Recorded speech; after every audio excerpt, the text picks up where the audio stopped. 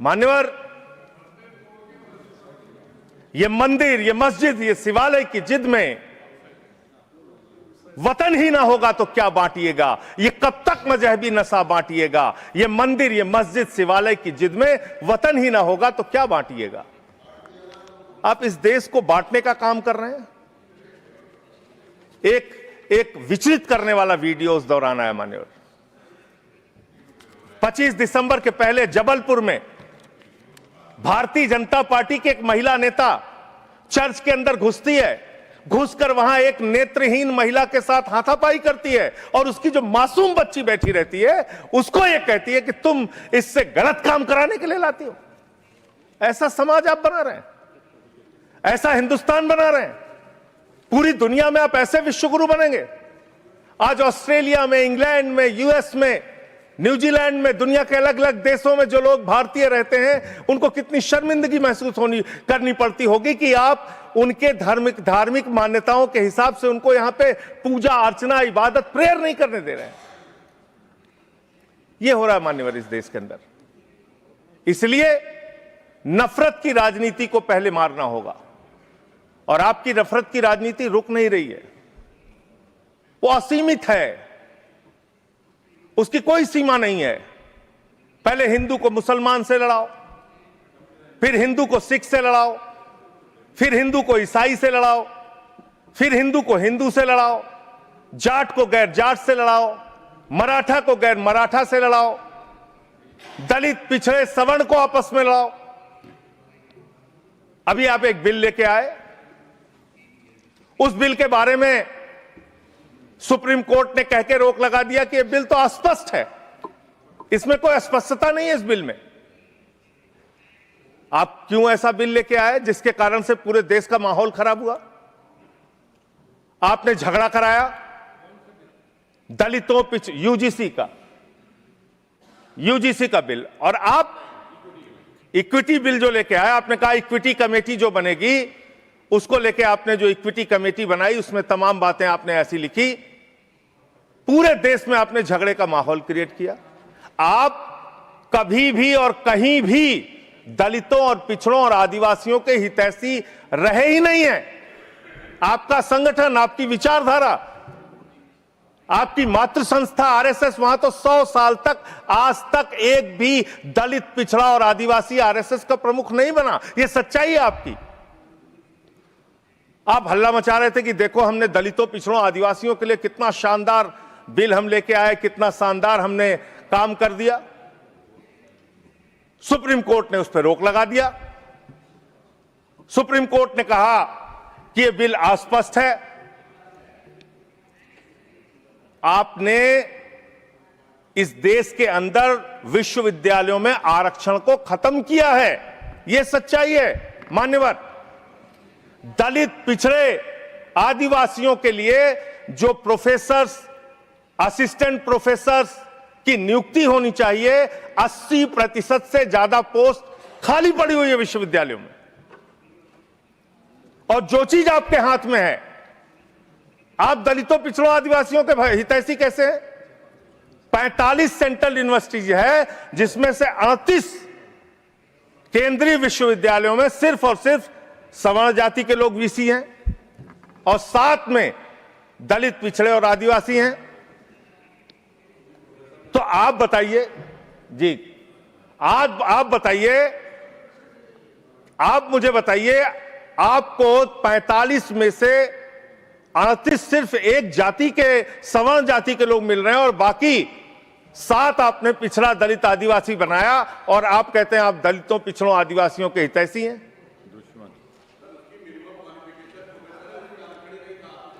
किसमें?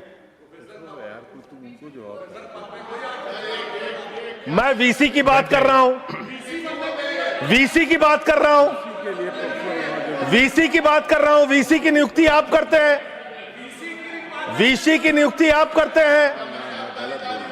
इसका मतलब दलित, पिछड़ा और आदिवासी बीसी बनने योग्य नहीं है, यह आपकी मानसिकता है। इसका मतलब आपकी मानसिकता है पिछड़ा, दलित और आदिवासी प्रोफेसर बनने योग्य नहीं है। 12 साल क्या किया आप नॉट फाउंड सुइटेबल की कैटेगरी में डाल देते हैं उन लोगों को।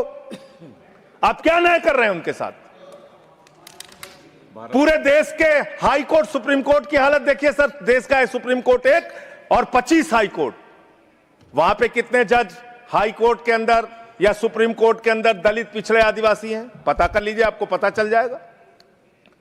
तो अगर कहीं उनके साथ न्याय की बात आती है तो आप न्याय नहीं, नौटंकी करते हैं, जानबूझ के दिखाने की कोशिश करते हैं कि आप उनके हितैषी हैं, जबकि आप हैं नहीं, आपको है ना। और पूरे देश का वातावरण खराब किया आपने। मैं इस सदन के अंदर आपके माध्यम से सरकार को प्रस्ताव देना चाहता हूं, अगर आपकी नीयत साफ है तो हर विश्वविद्यालय में 2 तरह की कमेटी बनाइए। एक जो सिर्फ और सिर्फ कास्ट डिस्क्रिमिनेशन को देखे, यानी कि जाति के आधार पर भेदभाव को देखे, और दूसरी कमेटी आप वहां पर बनाइए जिसमें कि हर प्रकार के भेदभाव को आप कवर कीजिए। कोई झगड़ा ही नहीं होता। भाषा के आधार पर भेद, लिंग के आधार पर भेद, किसी भी प्रकार का भेद, उसको देखने के लिए एक कमेटी बनाते, और जाति के आधार पर हो रहे भेद को देखने के लिए एक कमेटी बनाते। कोई झगड़ा ही नहीं होना था। आपने जानबूझ के झगड़ा कराया।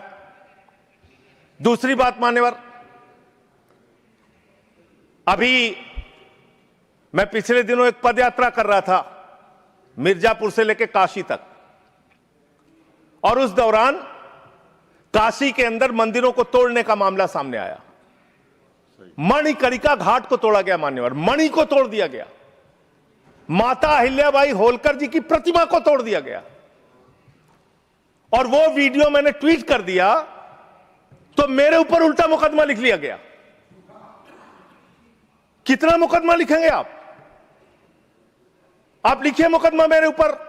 मान लीजिए मैं झूठ बोल रहा हूं, आपकी पार्टी की नेता सुमित्रा महाजन जी, उन्होंने कहा कि माता अहिल्याबाई होलकर जी की प्रतिमा तोड़ी गई, मणिकर्णिका घाट को तोड़ा गया। आपकी पार्टी के नेता और केंद्र राज्य सरकार के मंत्री रविंद्र जायसवाल, उन्होंने कहा मणिकर्णिका घाट को तोड़ा गया, मंदिरों को तोड़ा गया, माता अहिल्याबाई होलकर जी की प्रतिमा को तोड़ा गया।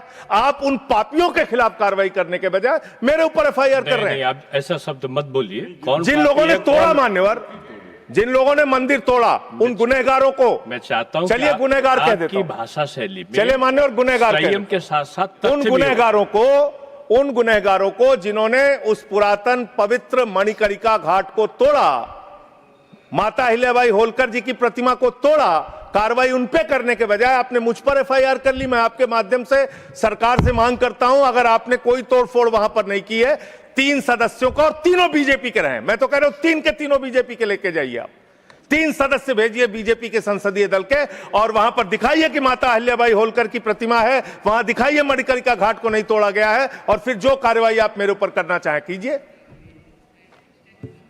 आपने काशी को बर्बाद करने का एक मन बना लिया है।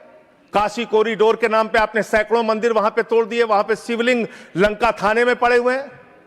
यह घटना अगर किसी विपक्ष के राज्य में हुई होती, आप पूरे देश में हंगामा कर देते, फसाद करा देते पूरे देश में। लेकिन आपने वहां मंदिरों को तोड़ा, पवित्र घाटों को तोड़ा।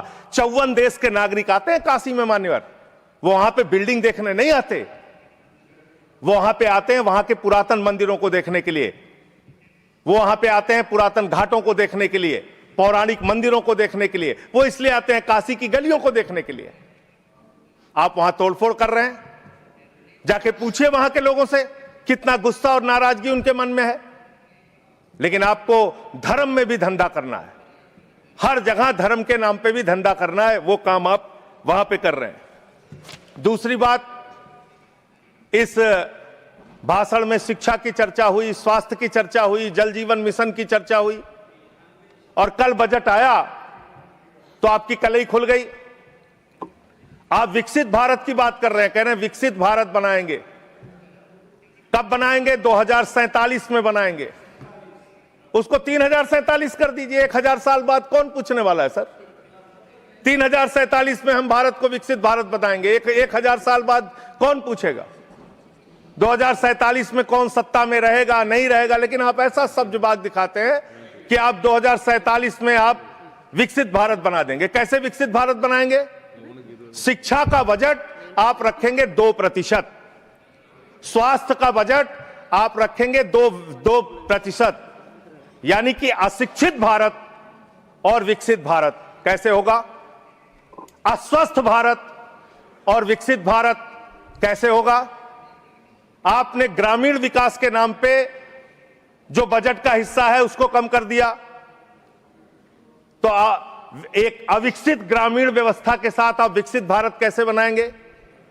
आपने किसानी के लिए, एग्रीकल्चर के लिए जो बजट रखा उसको घटा दिया। आप कैसे करेंगे विकास?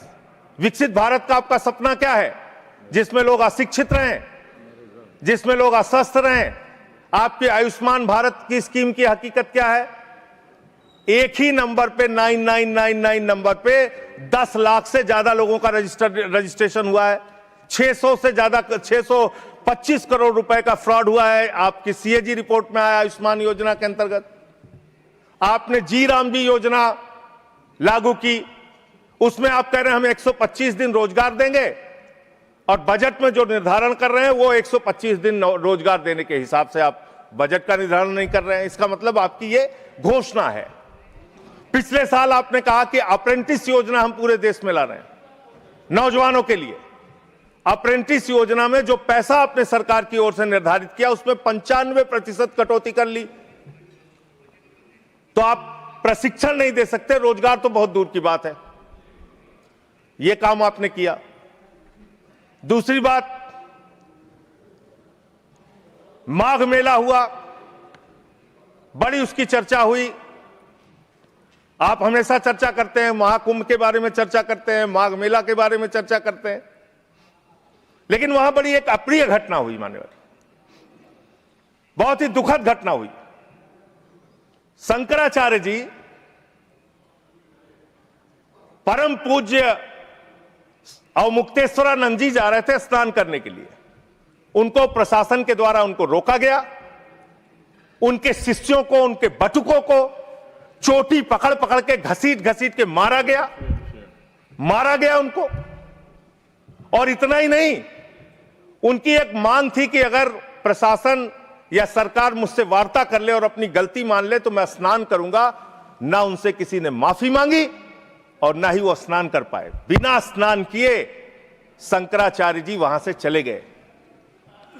और भी शर्मनाक बात यह है, आप कितने बड़े धर्म के ठेकेदार हैं। आप देखिए कि आप शंकराचार्य जी को तहसीलदार के माध्यम से चिट्ठी भेज रहे हैं, कह रहे हैं बताओ आप शंकराचार्य हो कि नहीं हो।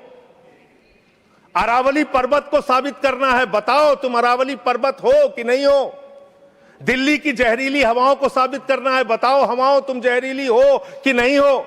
इस देश के मतदाताओं को साबित करना है, बताओ तुम भारत के नागरिक हो कि नहीं हो। और शंकराचार्य जी को साबित करना है, बताओ आप शंकराचार्य हो कि नहीं हो। जो लोग अभी तक 12 साल में अपनी डिग्री नहीं दिखा पाए, वो शंकराचार्य से शंकराचार्य होने का प्रमाण मांग रहे हैं।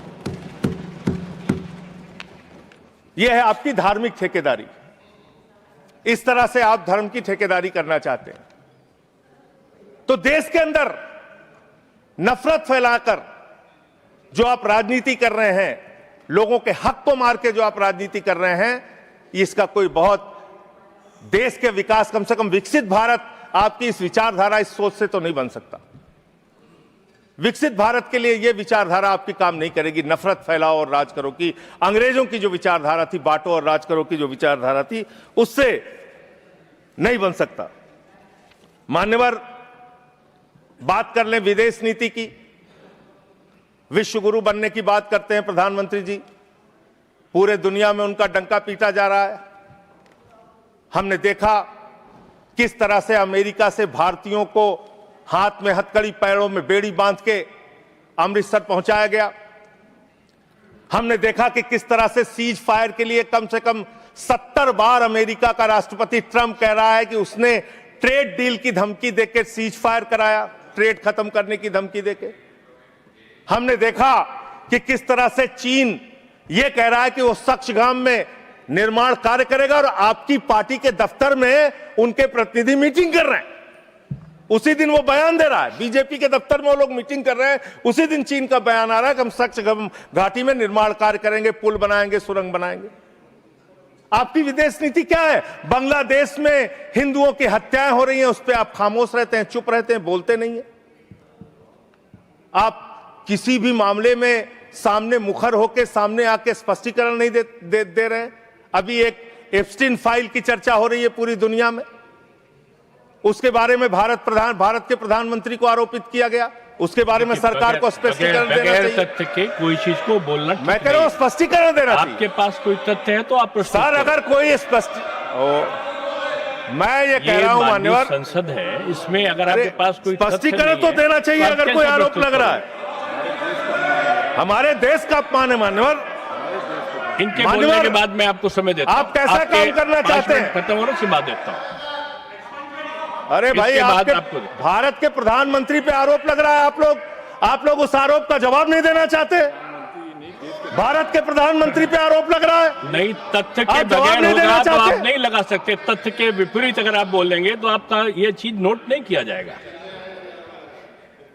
तो मैं ये कह रहा हूं मान्यवर, देश व्यवस्थाओं से चलेगी। यहां बैठे हैं जावेद भाई, संभल के अंदर एक जज ने न्याय का फैसला दिया और उस जज का ट्रांसफर कर दिया जाता है। यह जुडिशरी की हालत आपने कर दी है, यह कर दिया आपने। देखिए न्यायालय ट्रांसफर करता है जज का। अरे मान्यवर, जज का ट्रांसफर हुआ है, अवमानना होगी। जज का ट्रांसफर हुआ है। जज का ट्रांसफर कोई पॉलिटिकल पार्टी नहीं करती। तो एडमिनिस्ट्रेटिव तो काम आप जो हुआ ऐसी चीज ना बोले जो कंटेम्प्ट हो कोर्ट का। और इस तरह से एफआईआर दर्ज करके लोगों के दबा के, लोगों के अधिकारों को छीन के, हमारी पार्टी के तो खैर पीछे ही पड़े हुए हैं आप लोग। चैतर बसेवा एक आदिवासी नेता हैं, उनको गिरफ्तार करके आपने 3 बार गुजरात के अंदर जेल में डाल दिया। महराज मलिक हमारे विधायक हैं, उनको डाल दिया जेल में। हम लोगों को तो जेल भेज ही चुके। आप रोज मुकदमा लिखते रहते हैं, एफआईआर लिखते रहते हैं। सोनम वांगचुक को अभी भी आपने जेल में रखा हुआ है। तो एक के बाद एक लोगों को, विपक्ष के नेताओं को जेल में डाल के आप कैसे काम करेंगे?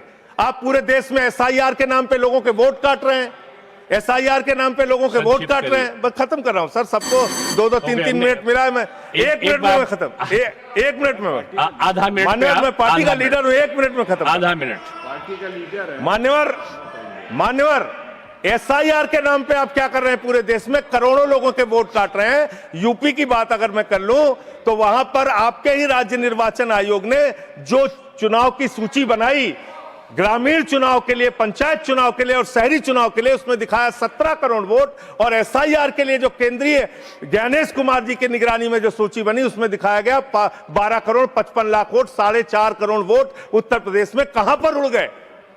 और आप कह रहे हैं हर बूथ पे 200 वोट बनाएंगे तो 3.5 करोड़ वोट आप ऐसे ही बना लेंगे। तो एक बहुत बड़ा फ्रॉड है। एसआईआर में आप नेताजी के परिवार को नोटिस भेज रहे हैं। बस खत्म कर रहा हूं मान्यवर, एसआईआर में आप नेताजी सुभाष चंद्र बोस के परिवार को नोटिस भेज रहे हैं, नोबेल पुरस्कार विजेता अमर्त्य सेन को नोटिस भेज रहे हैं, पूर्व एडमिरल को नोटिस भेज रहे हैं। अब कैसा एसआईआर करा रहे हैं? ये एसआईआर नहीं है, चुनावी घोटाला है। मैं कहना चाहता हूं। बहुत बहुत धन्यवाद। सुधांशु त्रिवेदी जी, एक मिनट में फाइल का जिक्र हुआ। एक विकृत यौन मानसिकता के सजायाफ्ता अपराधी का जिक्र इस संसद के पावन पटल के ऊपर करना इनकी विकृत और विक्षिप्त मानसिकता का प्रतीक है। सर, एक बात फैक्ट ऑफ द मैटर ये है, among the millions of emails there is no direct email with prime minister. Sir, no direct message, no direct phone call. मैंने पहले कहा है कि अगर कोई चीज तथ्य के परत नहीं है तो उसको यहाँ रिकॉर्ड नहीं सर, मैं अपनी बात बस 2 वाक्यों में समाप्त करना चाहता हूं। ना कोई ईमेल है, ना कोई मैसेज है, ना कोई फोन कॉल है। और उसके बाद निराधार अनलगर आरोप के ऊपर एक सजायाफ्ता अपराधी का नाम लेकर यहां पे बोलना, यह बहुत ही निंदनीय है और इनकी विकृत मानसिकता का प्रतीक है। और सर, डिपार्टमेंट ऑफ जस्टिस ने भी यह कहा है कि वो फॉल्स और सेंसेशनल आरोप है। और प्रधानमंत्री जी इजराइल में अपनी ऑफिशियल यात्रा पे थे, एक मुलाकात ऑफिशियल है, और उसके बावजूद वहां पर सिर्फ एक ही गायन हुआ, वो था राष्ट्रगान। अगर उसमें नाच गाना इनको नजर आता है, हो सकता है इसे राम मंदिर में नजर आता हो। तो मैं इस पे घोर भर्त्सना करते हुए सभापति महोदय सिर्फ एक पंक्ति कहना चाहता हूं, सभापति महोदय सिर्फ एक पंक्ति कहना चाहता हूं कि जो इन्होंने आरोप लगाने का प्रयास किया है कि राष्ट्रवाद के महामेरु पर वार बहुत ही हल्का है, भारत विकसित रोकने के लिए यह मचा हुआ तहलका है। नहीं, देखो जो माननीय सदस्य ने जो तथ्य के विपरीत और संविधान के विपरीत बात कही, उसको इसमें शामिल नहीं किया जाएगा। ये जवाब सवाल नहीं है, आपकी बात आ गई। मैंने क्या कहा? मैंने क्या कहा? मैंने नहीं, कहा आपने कि जो किसी भी आरोप संस्था का लगाए नाम लिया है हैं उसका वो जवाब इसमें दिया शामिल जाए। नहीं होगा। उसको डिनाई करें, आप भागते क्यों हैं? नहीं, आप यहाँ पे नहीं पूछ सकते। चलिए next, Shri Subhash Chandra Bose, 9 minutes. Thank you.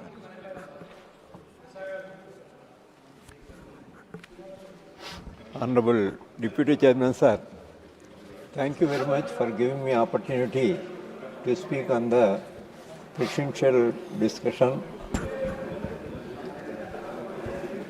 Respected Deputy Chairman, sir,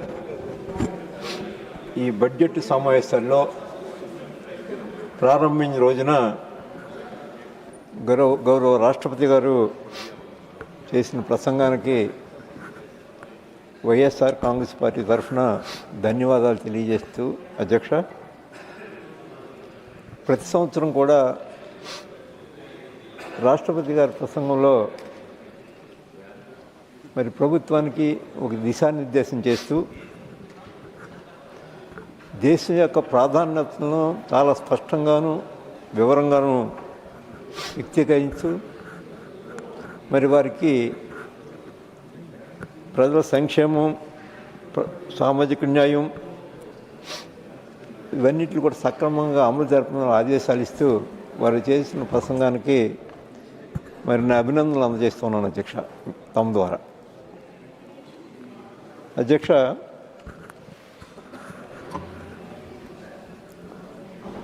భారతదేశమే కేవలం కొన్ని రాష్ట్రాలు మాత్రమే కాదు, భారతదేశమే వ్యవసాయక దేశం. వ్యవసాయమే అతి ప్రధానమైనటువంటి జీవనాధారం. దాంట్లో ప్రధానంగా ఆంధ్రప్రదేశ్ కానీ, తెలంగాణ రాష్ట్రం కానీ, వెస్ట్ బెంగాల్ కానీ, మరి కర్ణాటక కానీ, ఇవన్నీ కూడా మరి పంజాబ్ కానీ, మరి హర్యానా కానీ, ఇవన్నీ కూడా వ్యవసాయం మీదే పూర్తిగా ఆధారపడిన రాష్ట్రాలు ఇవన్నీ కూడా. మరి ఇవన్నీ గౌరవ ప్రధానమంత్రి గారు చాలా పెద్ద హృదయంతో పిఎం కిసాన్ సమ్మాన్ నిధి ద్వారా ప్రతి సంవత్సరం కూడా 6,000 రూపాయలు మంజూరు చేస్తున్నారు అధ్యక్ష, ప్రతి రైతుకు కూడా. In para 18, Honorable President's speech mentioned that 400 lakh crores has been transferred till date to the farmers. President garu speech lo chepparu adhyaksha, idi the scheme was started in 2019 and it has been 6 years of implementation and only 75,000 crores per year is 75,000 per year is being transferred. This amount 6,000 per year has remained stagnant despite significant inflation since 2019. We demand that this amount be revised at least 9,000 so that it is adjusted for inflation. కనీసం 9,000 కన్నా పెంచవలసిన అవసరం ఉంది అధ్యక్ష. ఇంకా చాలా కారణాలు ఉన్నాయి అధ్యక్ష. ఇది నేను అడగడానికి గల కారణాలు ఏంటి అధ్యక్ష? ఆంధ్రప్రదేశ్ రాష్ట్రంలో 45% of the farmers belongs to tenant farmers, sir. 40% small and marginal farmers. Ante 85% farmers are belongs to weaker sections. All are weaker sections, sir. OBCs and scheduled caste and scheduled type farmers, sir. Villandaru kuda.